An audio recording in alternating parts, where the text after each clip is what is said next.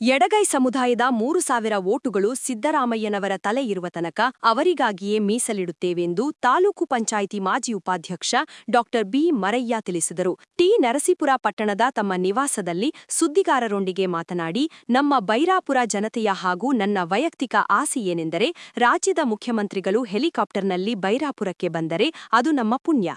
ಹಾಗಾಗಿ ಅವರು ಬೈರಾಪುರಕ್ಕೆ ಬರಬೇಕೆಂದು ಮನವಿ ಮಾಡಿ, ಡಾ ಯತೀಂದ್ರ ಸಿದ್ದರಾಮಯ್ಯನವರ ಬಗ್ಗೆ ಇಲ್ಲಸಲ್ಲದ ಆರೋಪ ಮಾಡುತ್ತಿರುವುದು ಸತ್ಯಕ್ಕೆ ದೂರವಾದದ್ದು.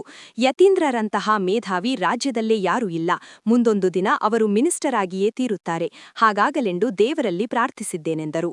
ಯತೀಂದ್ರ ಸಿದ್ದರಾಮಯ್ಯ ಸಾಹೇಬ್ರವ್ರನ್ನ ನಾವು ಹೋಗಿ ಮನವಿ ಮಾಡಿದ್ವು. ಊರಿನ ಜನರೆಲ್ಲ ಪಿಳ್ಳಳ್ಳಿಗೆ ಹೋಗಿದ್ದೀರಿ, ವರ್ಕುಡ್ಗೆ ಹೋಗಿದ್ದೀರಿ. ಮೊನ್ನೆ ಮುಖ್ಯಮಂತ್ರಿಗಳು ಬೈರಾಪುರಕ್ಕೂ ಕೂಡ ಹೆಲಿಕಾಪ್ಟರ್ನಲ್ಲಿ ಬರಬೇಕು, ಬಂದು ನಮ್ಮ ಬೈರಾಪುರದಲ್ಲೇ ಹೆಲಿಕಾಪ್ಟರ್ನಲ್ಲಿ ಇಳಿಗಿ ನಮ್ಮ ಜನರಿಗೆ ಆಶೀರ್ವಾದ ಮಾಡಬೇಕು, ದೇವಸ್ಥಾನನ ಉದ್ಘಾಟನೆ ಮಾಡಿಕೊಡ್ಬೇಕು ಅನ್ನೋದನ್ನು ಕೂಡ ನಾವು ಮನವಿ ಮಾಡಿದ್ದೀವಿ.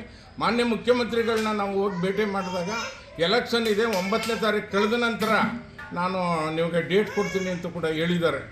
ಈ ರಾಜ್ಯದ ಮುಖ್ಯಮಂತ್ರಿಯವರು 90 ಲಕ್ಷನ 1 ಕೋಟಿನ ದೇವಸ್ಥಾನಕ್ಕೆ ಕೊಟ್ಟಿದ್ದಾರೆ ಅಂತ ಅಂದರೆ ನಮ್ಮ ಇತಿಹಾಸ ಅದು.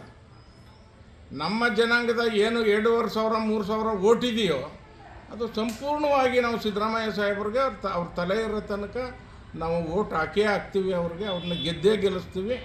ಜೊತೆಗೊಂದು ಏನಪ್ಪ ಅಂತ ಅಂದರೆ, ಈ ರಾಜ್ಯದ ಮುಖ್ಯಮಂತ್ರಿಗಳು ಹೆಲಿಕಾಪ್ಟರ್ನಲ್ಲಿ ನಮ್ಮೂರಿಗೆ ಬಂದರೆ ಭಾಳ ಪುಣ್ಯ ಅಂತ ನನ್ನ ಒಂದು ಅಭಿಪ್ರಾಯ. ಇಲ್ಲ ಸಲ್ಲದ ಮಾತನ್ನೆಲ್ಲ ಯತೀಂದ್ರನ ಮೇಲೆ ಯಾರೋ ಹೇಳ್ತಾ ಇದ್ದಾರಲ್ಲ, ಅವ್ರಿಗೆ ನೋಟಿಸ್ ಕೊಟ್ಟವ್ರೆ, ಅವ್ರಿಗೆ ಇದು ಮಾಡಿದ್ದಾರೆ ಎಂದಾರಲ್ಲ, ಅದೆಲ್ಲ ಸತ್ಯಕ್ಕೆ ದೂರವಾದದ್ದು. ಅಂಥ ಮೇಧಾವಿ